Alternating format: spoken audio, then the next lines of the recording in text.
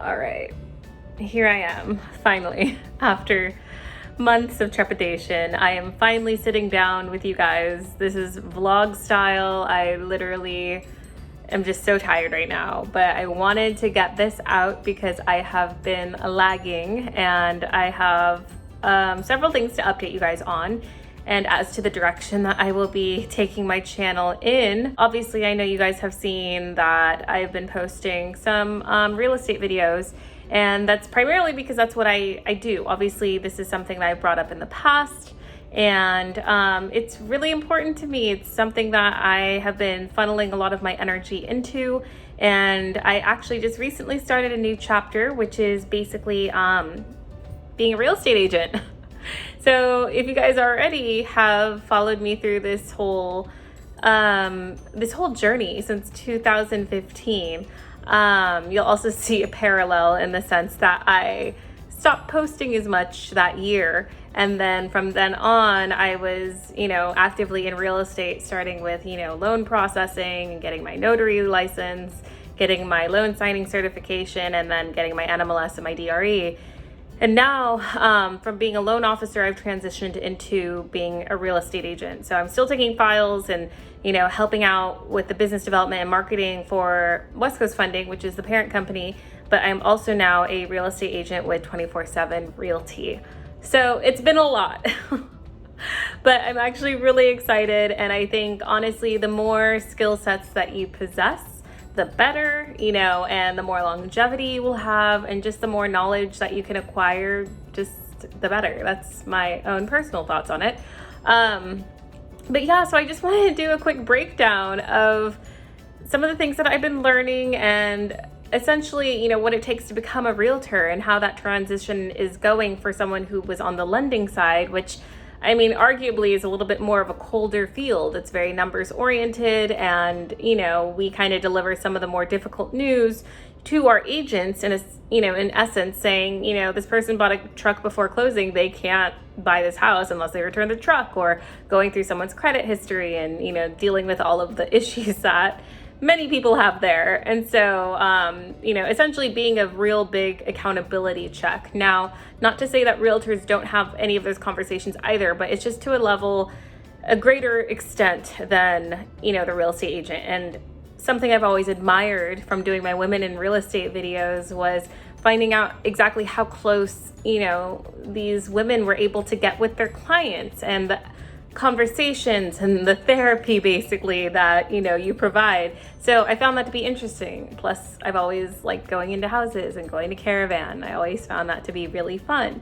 So I guess I just wanted to give a little bit of input and advice, if I can even speak on anything that I've really experienced. And if anyone is looking or considering a career change, I want to be a resource for others, because ultimately I want to leave this world knowing that I helped other people. So that's why I'm doing this right now. So I guess I'm just going to start with the fact that, I'm going to continue doing video content. If you follow me on Instagram, you'll see that's primarily what I do with my team. Some of the advice I've been given lately has been super, super helpful. So, on the realtor side, essentially you become a shock absorber, and there's so many things that happen within a transaction that can be deemed negative, or, be concerning, or, disgruntling. Like, there's so many different things, honestly, that can happen. And, as a realtor, your job is to really be able to withstand the pummeling from multiple parties. And I definitely want to be able to basically keep your cool, and that's in front of your clients, in front of the appraisers, in front of the other listing agent, in front of, anyone else within the transaction, escrow, title, etc., and be able to be as helpful, useful, and, firm when you need to be. I think also knowing the contract, which is the residential purchase agreement, or the RPA, that is something that I honestly skimmed over as a processor. It's something that I didn't have to read too deeply into. And on the LO side, it was typically just to see, contact information for the listing agent as well, as the buyer's agent in case he didn't have it. Just seeing kind of like the price points and addendums, but like nothing like line by line, knowing the contract and actually understanding the full depth of it. and the protective measures that go along with it and what it can do for you. All of that is really, really useful. So if you are a newbie, I highly suggest like just reading through that contract. It's insane how few people in this industry, I feel like, do that. And a lot of them don't necessarily know what they're being bound to, which I think is important. So, but yeah, and I have every intention to start hanging out at Home Depot. Essentially, for me, a little bit of background growing up, I didn't have like a house, like an actual detached single family residence. I did not have that. I grew up in apartments. So, you know, when it came to repairs or things like that, that's not something that I had paid attention to at all or really had any involvement with. I didn't see, you know, my mom go through any of that personally. I think right now that is something where I lack, that I can definitely gain more experience in, as well as going to inspections. And you know, I have a bunch of realtor friends who have already, you know, taken up the cause and been like, the next inspection I have, you're coming along with me. We're going to be talking with him. You know, I've also heard of certain realtors saying that they don't go to their inspections, which I find to be very not good. And I've been advised that I definitely should be at those inspections, basically to really just back up your buyer or your list, you know, your client on the listing side. Essentially, you know, to protect the seller, to protect everyone. Basically wants to just know, you know, that they're going to be protected on either side of the transaction. And I think one of the best things, like I said, was just having the education, having, you know, a really good idea as to what is happening within the house itself, and being able to kind of channel that and really just, you know, understand what you're selling. I think that's really important. So like I said, you know, I think that's going to be one of my new hobbies, is hanging out at Home Depot and just figuring out what the cabinet is made of. You know, is it polylaminate or whatever? Like, I don't want to just be like, it's made of wood, you know, like that's not really useful.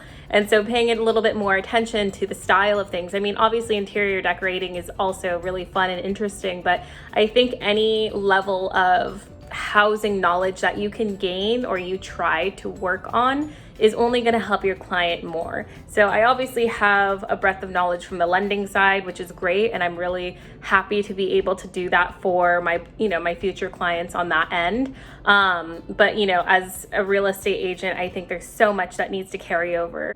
But yeah, so I mean, I guess this is a little bit of an update and a little bit of a knowledge dump, but I'm honestly very excited with, you know, the opportunities that I've had, and I'm going to continue still being on the lending side while also, you know, expanding my career as well as my pipeline as a real estate agent. Hoping to make some more actual real videos. I just kind of wanted to get something out there because I feel like I owe it to you guys. And obviously I still care about makeup and eyelashes and, you know, crafting and all that kind of fun stuff that my channel organically had, you know, really started on to begin with. Like, I'm still that person and those are still my passions. But I also believe that, you know, back in 2011 when I launched my channel, I was a different person then, and you kind of grow and you evolve and you change it with time, thank God.